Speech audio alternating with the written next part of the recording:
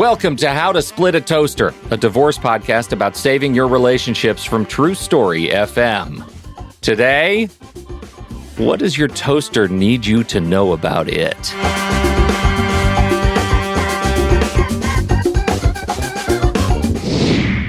Welcome to the show, everyone. I'm Seth Nelson. I'm here with my good friend Pete Wright. Today, Michelle Dempsey-Multack joins us from the Moms Moving On podcast. Michelle has turned her own divorce into a thriving practice, writing, podcasting, and coaching others through the divorce process. Michelle, welcome to the toaster.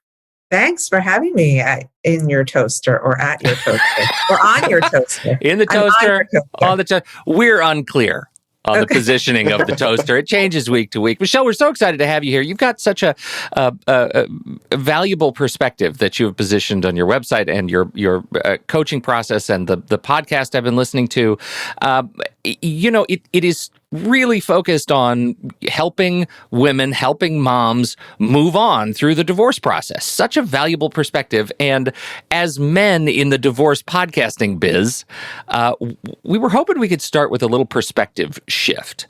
Can you lead us through what you need or what women need men to know about what it takes to move on from this process? Yes. And here's the thing, and I talk about it with my new husband all the time. He happens to be a family court judge. So he sees men and women all day, every day. Talk about you still like marrying into the biz. Wow. Yeah, it's wild, right? You can't write that stuff. But he said to me one day, and it made so much sense. He said, I see these couples every single day. They come to me and they get divorced and everybody's upset and angry and their egos are like fighting each other. And then they come back a few months later, a few years later for post-judgment issues, where they need to amend the parenting plan, or one parent isn't letting the other parent know when the kid needs a haircut, whatever the issue is. And the woman comes back strong and looking amazing and happy and less in the mood to fight. And the guy is still exactly where he was when he issued that divorce, a year or two ago. And he's like, I get it now. These women read the books. They join the communities. They listen to the podcast. They go to therapy. They find the women's group where everybody's sitting around and bitching about their ex-husbands, and they move on physically. Whereas guys don't always do that. And it's not because they can't, but they don't have the opportunity to shift their perspective. So I think what men really need to know is that at a certain point, you've got to shift your perspective on this divorce. Like, you can't just sit there being pissed and being hurt and having your ego destroyed for whatever reason. Like, at a certain point, it's time to say, okay, this didn't work out, just like that job I once had in college, just like that friendship with that dude who ended up in jail. It didn't work out. It's all about a perspective shift where I think women get the unfair advantage with all the female support that's out there and the empowerment on how to shift that perspective. Men don't really get access to that. You raise a good point, because it sounds to me, in a few simple words, the women do the hard work. They do. And I'm listen, I'm not saying that men don't. I just think they do it in their own way. That takes a lot longer. Do you think that when men who are divorced and are dating women who are also divorced, that they need to understand when they start complaining about their ex, that one, they're showing all their cards on kind of how bad they are, but two, their ex, in quotes, could be the woman sitting across the table from them at dinner, because that woman might be receiving alimony. That woman might have fought for more than 50-50 time sharing. That woman might have been put through the ringer about, well, you should be back in the workforce making 150 G's when you've only made 80 grand in the history of your career. So that's like a big warning sign to guys. Do you think that's something that they should be really thinking about before they start going down that path? Absolutely, because in my work with women, which very often involves consulting dating experts, one of the first things we talk about is that red flag, how he speaks about his ex-wife in the divorce process on a first date. If he's harping on it, or he says anything other than, well, it just didn't work out, we tried, it got messy and gross, and that's that, then you got to go for a number of reasons. One, he's probably not over the end of the marriage. Two, he very well may have a personality disorder that is not allowing him to understand his own faults in the demise of the marriage, because it takes two, right? And three, you just don't want to be around that kind of bad energy. So less is more on that topic. And I know many guys, friends, my ex-husband, who have admitted to the fact that they've showed too much anger about the ex-wife on a date, and it sent that woman like straight out the door. Yeah, it feels like there are two important messages. One, I'm sitting across the table from a potential partner. My ex-wife is an amazing woman. She is, in the present tense, still currently an amazing woman, and our marriage didn't work. And the second one is, I'm also an amazing person, and I'm confident enough to know that I'm a good person, and we both came to this marriage as good people, and we leave it as good people, knowing the relationship didn't work. Like, there is also something right about owning that bit of confidence that the marriage didn't work, and we're still okay. Right. Or is that something? Am I just totally?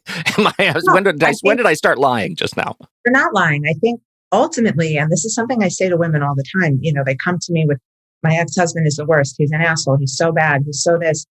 And I'm like, very few people on this planet are inherently evil. Like, people aren't born, all of us to be these evil people. We go through things in our life that force us to act in certain ways. Maybe it was some trauma in your ex-husband's childhood that led him to feel insecure and need to cheat.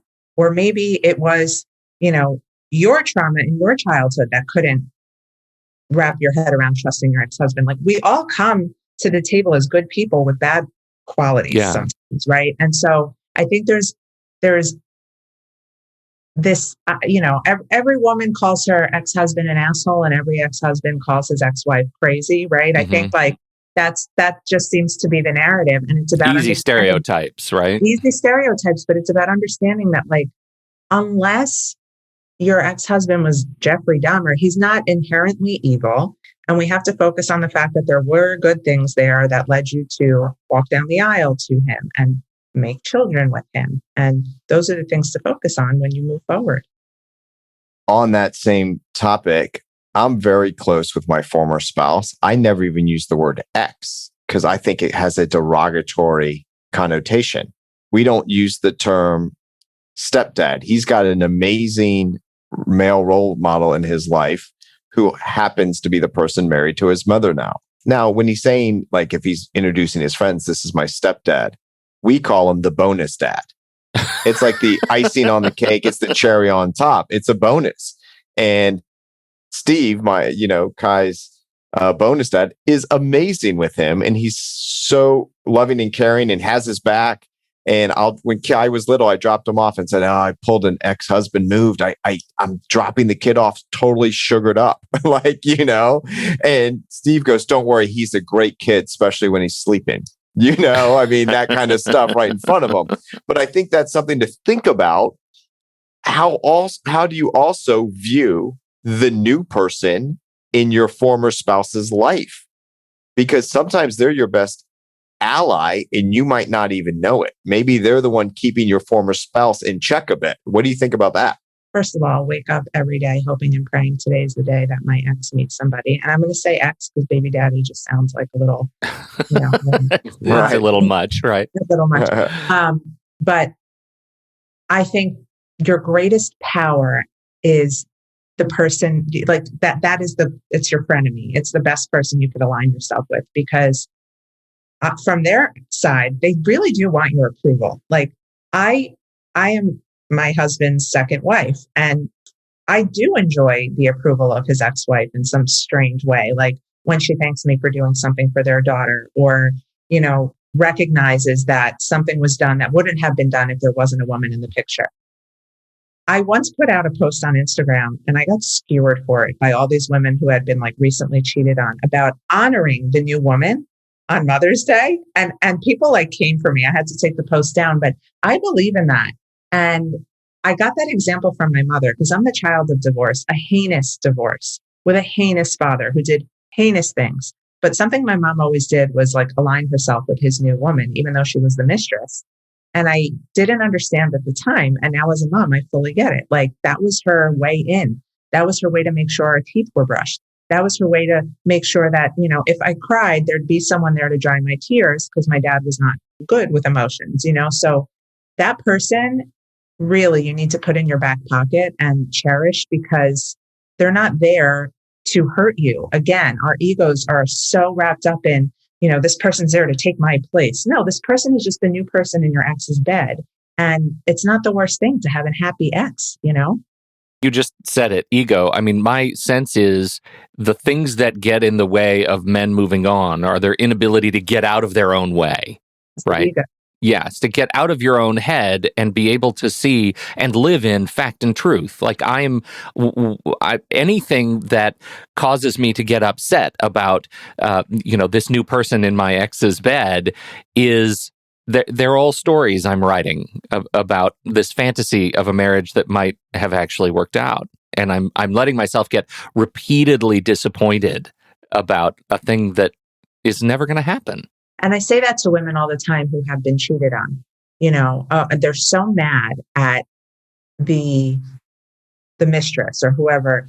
And I'm like, well, let's take a look at your marriage for a second. Had this affair never happened, was your marriage everything you wanted it to be? Was this your dream man? Were you the happiest you had ever been? And 100% of the time, the answer is no. So we're able to look past the person who we're casting all the blame on and really look at the bigger issue. And that's helpful too, is to sort of take a bird's eye view of the situation at hand and not just the one thing that seems to hurt so much. And that's helpful in moving on as well.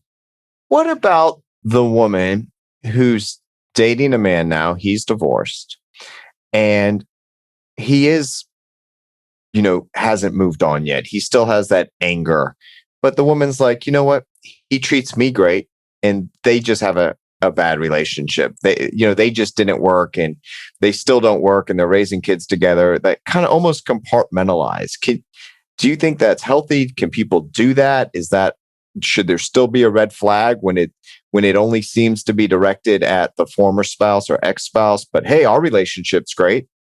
As divorced people being in a relationship with a divorced person, there has to be a level of understanding there that maybe right now things are great with the ex, but he's very up and down. And in a couple of months, things could be really shitty there. There has to be some sort of level of understanding that there was an emotional attachment there, that person may still trigger your new partner emotionally. That doesn't mean that they're not over it. That just means that, it's divorce. That's what it does. There's very few people in the world who can say that their ex doesn't trigger them in some way, shape, or form when it comes to the kids, right? We're human. And so I don't think that is necessarily a red flag or a deal breaker. It's when the person is just constantly carrying around that anger and that baggage that they can't get a sentence out with oh yeah, my ex did that all the time and it pissed me off type of thing. Seth, I got a question for you, not as the divorce attorney, but as the previously divorced individual. What resources did you? And again, I think Michelle said she has the unfair advantage of the women's groups and the women doing the work. There's a national tendency. Did you find any of that when you were divorced? Did you call on any sort of resources to help you through that process and to get over yourself? Oh yeah, I went to therapy. It was great. And I'm not being sarcastic about that. Thank you. I love a man who goes to therapy. Honestly, we have to normalize therapy for men. We really do. Yeah, it was absolutely the best thing that I could have done. And that's for a number of reasons. One, in that 45 minutes to an hour every week, which I started weekly, sometimes I went more than once a week at the very beginning. That therapist's job was solely to focus on me and no agenda. It's not like when you're out with your buddies and they'll listen to you bitch about things for a little bit, but then they want to talk about their lives or their kids or the sports game or whatever else is going on. It's not like when you're talking to your family members that are concerned for you, but also kind of tired of hearing about it or judging you and those are bad mistakes. And how could have you done that or X, Y, and Z? The therapist's job is to focus on you. And I went to more than one and I found one that fit for me. And the one that fit for me didn't let me get away with shit. She called me on my shit, right? And so they were focused, and I had to look inside and unpeel the onion, and whichever analogy or metaphor or simile you want to use. And by doing the hard work, I am a much more secure person in who I am. I'm much more comfortable in my own skin. I'm 1,000 times better at communicating. I still have those triggers, Pete. We've talked about them. Yeah. I have this whole trigger about being included. I feel that sometimes that my girlfriend will say something and I feel excluded, and I know she doesn't mean it that way, but then we talk about the conversation we're having as opposed to the substance of it. And that immediately, like my chest gets tight, but then it relaxes. But I practiced those skills. It was no different, Michelle, than going to practice for a sport and like, okay, we have practice. We're going to learn these skills and go home and practice on your own. Or, hey, the piano teacher, did you practice when we're not in the lesson? So I viewed therapy as going to practice. But then I had to take what I learned in practice and go out in the real world and see if I could then implement those skills. I think that's a really great metaphor, Seth, too, because it's an easy way into a lot of men's heads, right? It is, consider it like a sport. Consider it like it's just like your golf game or your tennis game. Like you got to practice this stuff. You got to do the work. But how do we get more men to go to therapy? Because full disclosure, had my therapy session just before we started this podcast. And she's great. She gives me homework and she gives me things to think about. And she also calls me out on my bullshit.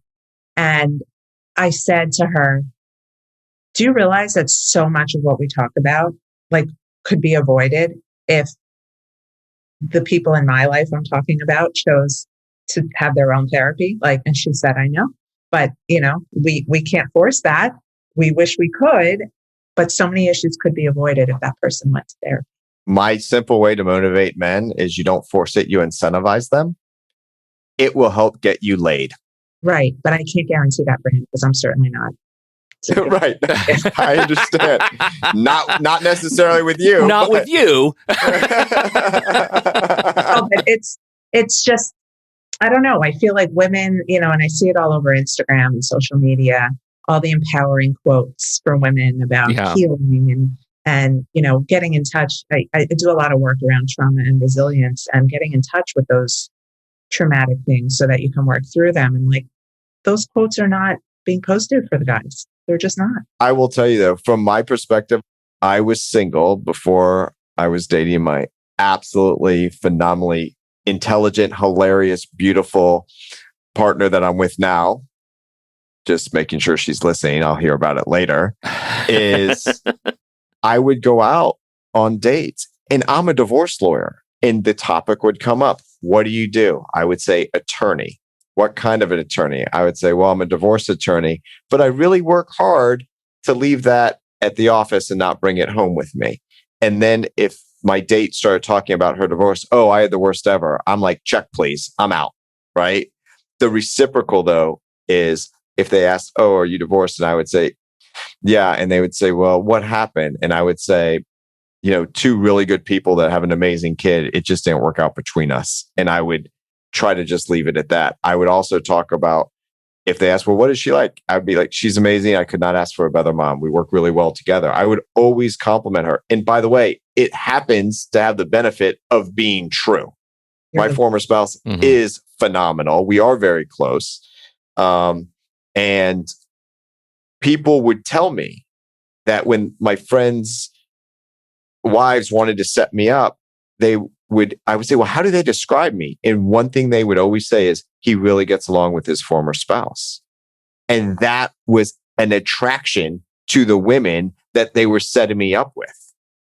If that doesn't get you motivated to go to therapy and do some work, I don't know what's gonna. Yeah. I was last week, I was in Utah for a good friend's wedding. She was getting remarried. We happened to get divorced around the same time. So it was very meaningful to be there.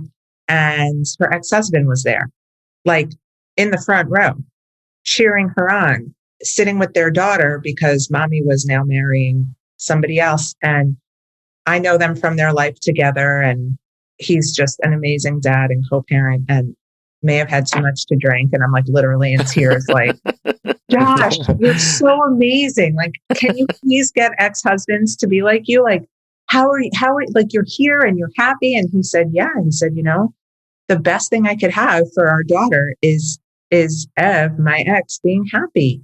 And I just don't understand how people like couldn't feel that way. And I'm like, oh, trust me, there are many ex-husbands who don't feel like you. And it was a Jewish wedding. He's like holding the chair when she's like up in it. That's awesome. It was the most beautiful thing. And I'm like, man, I would be this person for my ex-husband. I know so many women who would be this way for their ex-husbands, their baby daddies. And I don't know a lot of men that could be that emotionally evolved to be in that same position. Well, I know they're out there, and I think that celebrating, we love to celebrate the value of therapy, and Seth and I are both, we're clients, and long-time listeners, first-time callers. Yeah, right, and so celebrating the value, mostly because anger, like angry divorced men, even my dearest friends who have been through divorce and aren't doing the work, are such a bore. I love them, and they're a bore. They aren't doing the work, and it's obvious. They're not flossing between appointments, and they're a bore. And there's nothing less attractive than that. If they're my dear friends for 20 plus years and they're a bore, what are they like to the potential new women in their lives, right? They're a bore. And I think that's really something to just recognize, that even your closest friends might not be telling you you're a bore if you're not doing the work. So let's talk then a little bit about the value of healthy communities and what it means to find those affinity relationships with people who understand what they're doing. You happen to have created the Moms Moving On community, and let's talk a little bit about the value that folks get out of that. I think that there is so much power. As parents, we're taught to validate our children's emotions, right? But who's validating ours, the adults? Yeah. And I think there is so much power in validating another woman's feelings of loneliness, fear, anxiety about the divorce process, or that pain that comes those first few weekends when you're adjusting to co-parenting and you don't have your kids. And I didn't have that. I was the first of my group of friends to get divorced. And then my friend who just recently remarried got divorced. And we were both like kind of the blind leading the blind, because we didn't know where to turn for that community. And I remember Saturday nights, I normally would have been out with other couples, and everybody's still out, and I'm at home, like, watching The Affair on Showtime and eating potato chips. And I'm like, well, it has to be The Affair. It has The Affair is what you're watching. It made me feel better. Okay. Don't judge. I love that show and I've watched it twice. But anyway, the point is, I didn't have where to turn. Yeah. And so I created it. And now I think, I get hundreds of DMs every day, most of them questions from women just starting the process. And also a lot of them from women saying, thank you. Like, I can't talk about this to my friends because they don't get it. Or everything you post, it's like you're in my head because that's what I'm going through. Michelle, my girlfriend says that all the time, that no one gets it until they go through a divorce. So if she hears of someone going through a divorce, that's, I wouldn't say in the tight friend group, but like even someone that might be an acquaintance, she will reach out and say, I've been there. Yeah. Yeah. When I first started, and I'm now co-parenting a 2-year-old in diapers, going back and forth, leaving her mommy, and I'm heartbroken.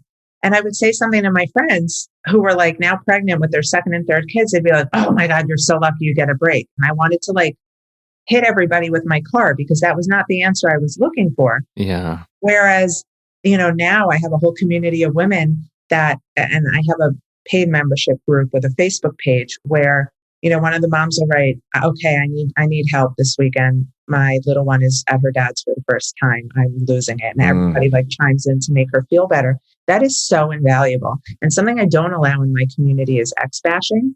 Like, I'll take it right down off the Facebook page because we're not there. Good for you. Yeah. Good for you. We're there to empower. Like, I don't bash my ex, maybe to his face, like joking around, but there's no value in that. It doesn't help anybody move on. And it certainly pulls other people into a negative space. So I don't allow it. But it's really more of a place to say, hey, I'm in this situation. I don't know what to do. Has anybody else been here? How did you handle it? Like I just saw somebody posted, how are you guys handling Father's Day? And they know in my community, we celebrate and support the men that we're divorced from because our children deserve it. And that's the running theme. So to have a community is to have power, and knowledge is power, and advice and perspective. Again, it all comes back to perspective. And Michelle, I want to just touch on this because I can't help but have my lawyer brain on. Everything that you're saying is advice I give to clients if we have to go to trial and argue about a parenting plan. I will advise my clients, hey, Father's Day is coming up. Make sure you're sending a gift or a card with the kids. Send a thank you note thank you for being their dad. And it can be that simple because you're in litigation. You're not going to go on and on about how great you are when you're about to go to court and have to point out their flaws as being a parent. But you can at least send a gift with the child.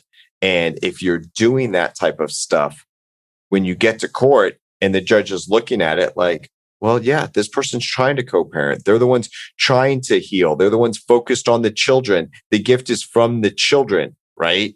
As opposed to, did you send your co-parent a Father's Day gift? Mm-hmm. Did your children have anything for them? No.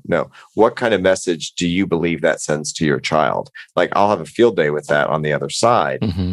But I'm doing that when I'm advising clients from a quote litigation perspective that does have positive outcomes, even if it never comes up in litigation again and we settle. But you're doing it for the real reasons, right? In the heart of this is showing the kids what's important. This is how you heal. This is how moms move on. It's not about your ex. It's about your children always at the end of the day.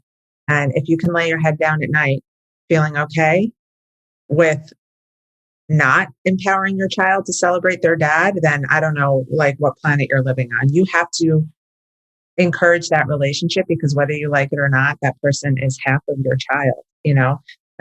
My ex made a joke the other day, like my daughter got her report card and it was amazing. And she's like the top reader in her kindergarten class. And it's like porn for me because I used to be a teacher. And I'm like, look at this child we created. Isn't she amazing? And he's like, I gave her to you. And I'm like, yep, that's just the reminder I needed that she is half you. And we forget that. Again, it's ego. Like we're so mad at our exes that we're not going to celebrate them out of spite. You're basically like shitting all over your kids when you do that. And it's awful. I see it all the time. And yes, I have a lot of lawyer perspective because as you can imagine, I have many nights at dinner with family lawyers because of what my husband does for a living. I'm so sorry for you. I apologize. My whole social network. But I love the attorneys that will take that sort of collaborative mindset instead of the litigation mindset of like, well, fuck them, let's piss them off more, So I appreciate that a lot. Yeah, that doesn't help anybody doing it that way. For those people listening who think, hey, I don't need a bespoke community for divorced people. I have friends. My friends are going to be enough for me. What do you say to those people? Okay, have fun with that. I just realized I totally outed myself because I look at my own friends that I love dearly and call them a bore on a podcast when they're going through trauma. That's probably not the right friend group you want to be associated with. I need to rethink it. Listen, I have amazing, amazing friends. I'm really blessed, but a lot of them aren't divorced. And those are not the friends I go to with certain issues. Those aren't the friends that I call and cry to when I miss my daughter.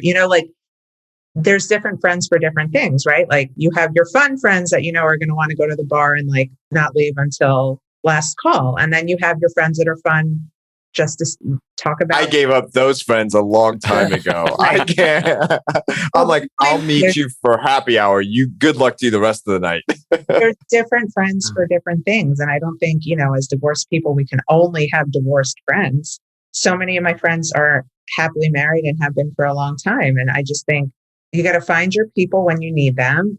what was the saying they taught me in nursery school? Make new friends, but keep the old. You raised a good point about a lot of your friends being married, and you were the first divorced person in that friend group. Yes. Did you experience where they would invite you to dinner? Did you feel like a third wheel, or you would invite them over and say, "Hey, I'd love to get together with both of you," and not just maybe the girlfriend, because maybe you guys would do that historically anyway? Yeah, I think I felt confident enough to be the third wheel. I just didn't want to be. So I really focused more on girls' nights. Like we do a lot of that anyway as young moms, in the mom chat. It's like, ladies, we need a glass of wine. Like, when are we finding a night to go out? So I was fortunate in that my friends were always down for a girls' night. So I wasn't third wheeling so much at all. I just wasn't. If it came down to that and I knew that people were going out as couples and they invited me to go along, like I just wouldn't go. Not because I felt weird, but like, what's the point? I would just be doing it to avoid sitting at home alone, when sometimes sitting at home alone is really great. Yeah, it's interesting because I did both. Sometimes I would sit home alone, which was really healthy for me to learn how to be alone. That was a lot of the hard work I did. And then sometimes friends would invite me, or I would call them out and say, "Hey, I'd love to go out with you guys," or whatever. And then sometimes maybe I'd meet my buddy for a drink, and then his wife would show up and we'd all have dinner together. And then maybe I'd leave and they'd have dessert or something. But I actually found that it wasn't all the time, but when it did happen, I found it to be really nice, where I didn't feel just like, oh, I only have guy friends now. Now, I think there's a lot more support for women. There's more girls' night out. Guys kind of do different things. But I just was wondering how you impacted that and how you played that out. Yeah, I, like you, had a very hard time being alone. Like I had never been single. I went from relationship to relationship, and that was a lot of the work that I needed to do. That was like anxious attachment and abandonment trauma. And I also don't like feeling left out. And so I had to work through that, and it was painful, but it was very necessary for me to be able to know that I could say no to a plan and sit at home alone and still be worthy and still be okay. That was a tough pill for me to swallow. If you ask my childhood friends that like I knew in my teen years and my 20s, like Michelle was always on the go and she was never single. Like that's what they would say, because I did not know how to be alone with myself. And that was something I really needed to learn. And just as I got comfortable with that aloneness and that, Saturday night home alone with Showtime, The Affair, great show. That's what I've heard. I've heard it's an amazing show. I would have put the link in the show notes. That's when I met my now husband, which is so ironic. Like I'm finally like empowered enough to be alone, and I feel confident, and I know deep down I'm not going to die alone. I'll meet someone when the time is right. I wasn't actively seeking it, and that's when I met my second husband. I could not agree with that more, and that was very similar to my experience. When I finally became comfortable being alone, is it almost opened up a different side of me that was never there, to the point that I think people responded to it.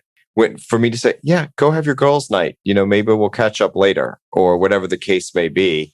And I didn't feel like you always had to be with someone, and I didn't always have to have plans. And hey, I could wake up on a Saturday morning and not have plans. I'm going to fill my day. I'm going to enjoy my day. It's going to be either productive or relaxing or content, taking the dog to the dog park, just chilling out, whatever I decided to do. That was a huge shift in my life. And I am very social. So I'm definitely an extrovert, but I do now even enjoy some alone time in any way, shape, or form that comes to me throughout the day. And I don't know about you, but for me, it was also like, you come out of a marriage, and when it's bad at the end, there probably isn't that much intimacy. So you're like, like, I wonder what I could get into here, right? And and the old me would have really responded to a lot of these Facebook messages from like all the guys that somehow got like the smoke signal that I was single again. But for me, it was like, sure, that would be great to have like, casual one night thing, or see if I've still got it. But like, I didn't want to do that and be that person and have a daughter at the same time. Right. We got to make a transition here. We've got so much to talk about, and since we've been talking about the value of the community, can we start with that? What other stuff do you offer in your community? And then we got to talk about your book, and we got to talk about your podcast. You got a lot to do, so let's do it. The podcast is Moms Moving On, and that is everywhere you can listen to podcasts, and it's doing really well. And we have great guests on, and everyone from the seasoned divorce attorneys and therapists to the occasional housewife of somewhere. And it's been great. So that led itself to my book, which is coming out from Simon & Schuster later this year, Moms Moving On, Real Life Advice on Conquering Divorce, Co-Parenting Through Conflict, and Becoming Your Best Self. That is a labor of love that I'm really excited will be available to the people of the world. Now, I was looking at your website. Are you giving pieces of it away now if people sign up for something? Or is it just a waiting list? It's a waiting list. Okay. However, I am going to be doing free workshops and stuff with people who pre-order. So outstanding. Get on that list so that... Get on the list. Yeah. Link in the show notes directly to that list. Notes. And then I'm on Instagram, which people find helpful. I post a lot about going through the process and co-parenting and overcoming all of that. So you could find me there at the Michelle Dempsey. Wonderful. This has been great. That's great. Yeah. Michelle Dempsey, you're fantastic. Thank you so much for taking the time, for sharing your time with us and our community, and for, just you being you. You're great. Thanks. Yeah. And everybody, thank you for your time and attention. Thanks for doing the work on behalf of Michelle Dempsey and America's favorite family law attorney, Seth Nelson. I'm Pete Wright. Gets me every time. I'm Pete Wright. We'll catch you right here next week on How to Split a Toaster, the divorce podcast about saving your relationships.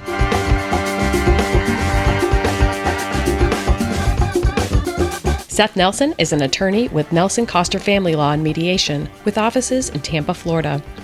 While we may be discussing family law topics, How to Split a Toaster is not intended to, nor is it providing legal advice. Every situation is different. If you have specific questions regarding your situation, please seek your own legal counsel with an attorney licensed to practice law in your jurisdiction. Pete Wright is not an attorney or employee of Nelson Coster. Seth Nelson is licensed to practice law in Florida.